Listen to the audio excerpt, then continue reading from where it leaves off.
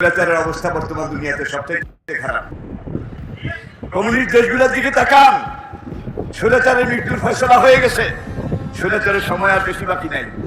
আল্লাহ নবী বলেন স্বৈরাচার চলে যাবে।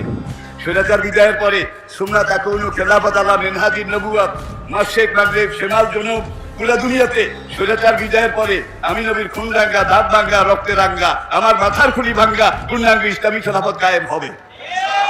নবীজির এই হাদিস আপনারা বিশ্বাস করেন? কে কে বিশ্বাস করেন হাত দেখান, কে কে বিশ্বাস করেন? নারায়ে তাকবীর, নারায়ে তাকবীর। হাত নামান। পুরা বিশ্বাসকে স্বৈরাচারের বিরুদ্ধে আন্দোলন চলছে। আমার হায়াতের কসম, আমার ইমানের কসম, স্বৈরাচার যাবে, ইসলাম আসবে।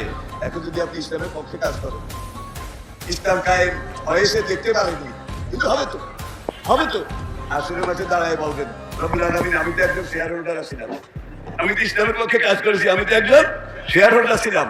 আল্লাহ তখন বলবেন আনামাল্লাহু আলাইহিম মিনান নাবিয়িনা ওয়াস সিদ্দিকিনা ওয়াশ শুহাদায়ে ওয়াস সালিহিন, তাদের সাথে একত্রে একই জান্নাতে চলে যান।